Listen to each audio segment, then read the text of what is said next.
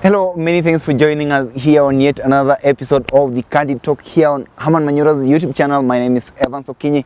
I'm so glad that you've joined us for these conversations here. As always, Professor Herman Manyora. How are you, sir? Wonderful. Tell me something. What do you make of who is this? Cleopas Malala's appointment as the new Secretary General of the United Democratic Alliance Party? Cleopas Malala will be an asset to UDA. Veronica was not much to Sifuna, for example. But Malala can go toe to toe. Of course, he's not the level of Sifuna, but at least he's not as low as Veronica. So he'll be an asset to UDA. As a young man, this is something good for him. It is a feather in his cap. As a young politician who has a future, this is an achievement that will contribute to his successes in the future. But you ANC and Luhya leaders, Mudavadi and the rest. That's what I'm wondering now. What does it mean to the Luhya nation? I mean, it's an indictment. It's an indictment. Let me put it very plainly. I saw it when Baraka Mruka was there, when he left. I said the best person to have taken that seat of Secretary General of UDA, of ANC, was Dr. Malala, although they were saying he was a Luhya, but Anyang Nyong was there when Raila was there, and so it's really nothing new. And others. But I also told them, I was talking to someone who was stalwart in ANC, and say, you people, you should also use some money. Politics is a game where you use money, especially in Kenya here. So, I think, to put it plainly, people like Wetangula and Mudavadi are too mean, because they are not poor people. They are too mean to function in Kenyan politics. People used to say it was Raila, but I think these ones are worse. Okay. Because this man like Malala has gone through an election. He has lost the little money he had. He has not been made a minister. He has not been made a PS. He's gambling with being made a CAS. So you have tea with him and find out I'm not saying you give people money, but I'm saying you even just sitting having a cup of tea with people. Okay. Sometime back we'll come back and link the kind of move by Ruto to appoint Malala actually as the Secretary General of the UDA party. But now here we are. Something kind of interesting happened in the country recently, and that was the launching of the office of the spouse of the Prime Cabinet Secretary. And then we had Kenyans actually talking and saying, wow. What a waste of resources. A number of them would say that. But I took my time to listen to the spouse of the Prime Cabinet Secretary, and I was actually listening to her define the functions of that office.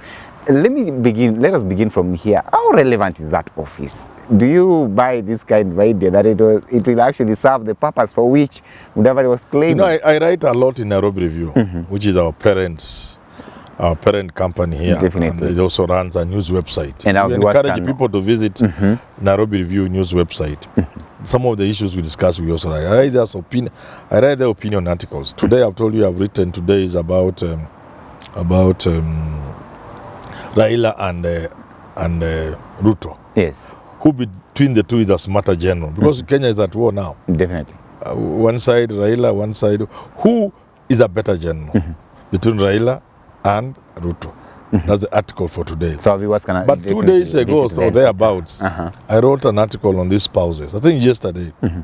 I think it's titled Office of First Lady Tatata, Second Lady Tatata, Third Lady Tatata. You know, this is laughable. First of all, if you want to do something, you don't need an office. You can just do your work. Secondly, we are doing these things at a time Kenyans are suffering a lot. Again, the backdrop of the campaign mantra that hatutaki kutengezewa dosi kazi kama wale wengine. Na sasa mnatengezewa dosi kazi mpaka mnatengezewa mabibi zao. Ruto said hawataki kutengezewa dosi kazi. Wanataka kufanyia hustlers kazi. Sasa wametengezewa dosi kazi, they are putting Mudavadi their prime minister. As if that's not enough, they are creating another office. This is a slap in the face of Kenyans who voted for them. At a time Kenyans are suffering, government should not engage in excesses and extravagance. So the first thing you see when you see such a useless office is the money aspect. The second, of course, I've said is, how does this sit with the promises you made about working for the people and not creating offices for the big people the way Raila wanted and Uhuru? So you think your voters are that stupid? As to whether that office can serve any purpose, I doubt. What purpose can it serve? You see, if Mudavadi's wife wants to do anything good for this country, nothing stops her from doing it. But Mudavadi said that gone are the days when the spouses of our leaders would just be there to escort them during functions and then do not actually take part fully in transforming the lives of But then the Kenyans. leaders, you know, if you look at autobiographies of great men, including presidents of the world, Obama and that, they must have had a dream of leading their country. For that reason, they also selected carefully their spouses. Read the story of Bill Clinton and Hillary Clinton. Read why Obama didn't marry somebody could have married and instead married Michelle. So Mudavadi should read a bit. If our leaders want their spouses, where are you going? Where are you going with this conversation if about leaders want their spouses to marry, they should also be careful who they marry. You cannot marry empty debtors and think they'll occupy public office. I'm not saying anything about anybody. I'm just saying, generally speaking, because even him, Mudavadi, is not speaking about his wife. A little bit harsh. No, even Mudavadi is not speaking about his wife. He's speaking in a general way. That then gone are the days when wives of leaders, he has not mentioned husbands of leaders, will just be sitting there and serving tea or playing guitar, as in Meru. They will take part in public life. And I'm saying in the same breath, in a general way again, that if you have an ambition of being somebody in life, it must include who you choose for spouse. And I've given you examples of how it has happened elsewhere.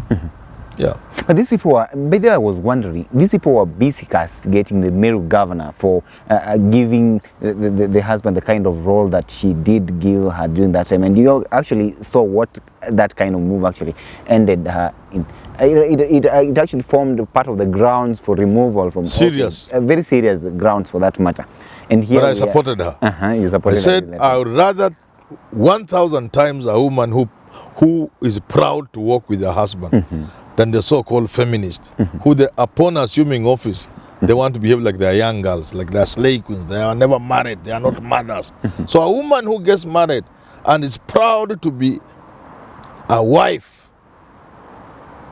a mother, she has my support. And that woman in Meru had a lot of my support to the extent of being proud of her husband. Yeah. We at Nairobi Review appreciate the support you have given Herman Manyora's YouTube channel. Through your financial support, we've been able to reach millions of Kenyans and produce quality content every single day. It hasn't been easy, and therefore we appreciate you for subscribing, sharing, and watching us every single day. Whether you're a long-term fan or just discovering this YouTube channel, your financial support can make a huge difference. You can M-Pesa us via 0768 074 076 or use till number 964 4543. That is 0768 074 076 or M-Pesa till number 964 4543. We highly appreciate your support. And you did not have any problem with her giving the husband? Why do you have a problem with Mudavadi giving the wife? I have no problem with Mudavadi giving the wife anything, but neither did this woman give the husband anything in a similar manner with Mudavadi. Mudavadi is using state resources so that the Luhya can feel they are part of government. How can you say you have a serious office if your wife does not have a serious office? Oh. That's a government office. They are creating a government office using government resources. I don't think the Meru governor did that. She was just happy with her artist husband playing some little guitar. A number of people... An ambassador at large for culture and youth, and there was no office for her, for him. A number of people would argue that for the Prime Cabinet Secretary, we don't even understand your role in the first place. You are right. The minister himself, the position itself is a amorphous. The position of cabinet is not even there. It is outright unconstitutional. Before we can deal with that, we are being told now we get something for the wife. No. Africans must stop this kind of things. People are laughing at us. What I do, I'm the conscience of society. I tell people things they may not want to hear. But inside them, they know Manyora is right. You occupy a position of chief cabinet secretary, which is outright unconstitutional. It's not there. It's an affront on the law. But before Kenyans can talk about that, they are even chosen to live with it. You want to create an office for your wife. Even if somebody suggested, you tell them no. Don't. These Kenyans are suffering. Any 1 shilling spent, even that occasion alone, leave alone how much money will be set aside for the office. That occasion and the process that led to that occasion, you'll be surprised how much money was spent. No, here we are, Prof. We have the office of the first lady and the office of the second lady, if there is something of that sort of. I've never heard of that. Okay, let me perhaps talk of that. But then, the spouse to our deputy president definitely has some sort of office. At the time, of course, we also had of the office of the first daughter. I don't want to delve into that. But then, let me stick with the office of perhaps the position of our deputy president's spouse, and then try to link this with actually what is taking place with the Right Honorable Musalia Mudavadi. Do you think that perhaps Musalia Mudavadi is actually trying to stretch his muscles to actually tell us that yes, here we are, I'm also as powerful as perhaps any other leader you could imagine of in this country? That kind of power battle between him and Rigathi Gachagua still playing out? I have told people there is no power battle between Rigathi and Mudavadi. There is none. Because there's no time Ruto will choose Mudavadi over Rigathi Gachagua. And my Luhya people, you know, I am sometimes, I'm embarrassed being a Luhya sometimes. My Luhya people, Wait now. they have been waiting to be given this thing. Mudavadi waited for Moi to give him, it didn't work. The only time he was given, he refused, back in Raila.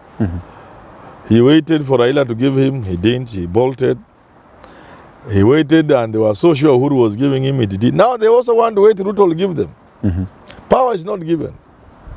And the manner in which they are playing their politics, and even in what they are saying, he's saying Ruto is unassailable in 2022, 2027, and he's 62 or things, which means he's telling Luhyas, as for my political ambitions, I've shelved them. But 2032 is still coming. 2032, 10 years is in. Which 10 years? 10 years. Gachagua will be there for another 10 years. So you're looking for 20 years. 20 years you'll be 82. Unless he wants to rival Paul Biya of Cameroon. Look! And then look at Malala leaving. It shows there are people without ambition. They are waiting to be given. So there's absolutely no competition between Mudavadi and Gachagua. There's none. Hakuna siku Ruto ataruka Gachagua ati apatie Mudavadi. That's waiting for Godot. We're waiting for something that will not happen. Forget about it. Yeah, it's can't happen. No. If Mudavadi and the Watangula want something for the Luhya, they must sit down and strategize how they get the power. And they cannot get power within the matrix of Kenya Kwanza. They can't. There is no path to power for Watangula and the Mudavadi and the Luhya through the Kenya Kwanza route. There is no path to power because there is no way Ruto will abandon Gachagua. And Gachagua himself is not a pushover. If Ruto were to attempt to play with Gachagua, the kind of war Gachagua will take his way. And you know he's the son of a Mau Mau. You can't. So Luhyas are looking at 20 years. Mudavadi and Tangula, I don't know whether they are 40 years each. I was not there when they were born. Maybe they are 35, another one is 38. But if they are at 60s, and Gachagua will do 10 after Ruto's 10, which path is there to power? Politics is about strategizing. It's about agreeing to disagree and also disagreeing.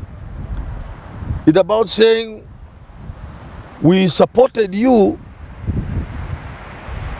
because we thought Raila and Uhuru were not up to any good for this country. But that's as far as it goes. No, my question We finally. are charting our own path to power.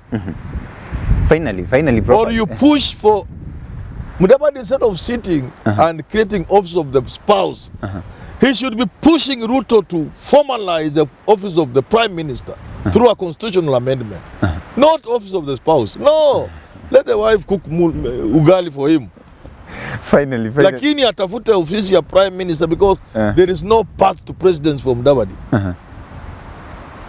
Given his age and the arrangement in Kenya Kwanza. But instead, he can push for the office of prime minister that has certain powers.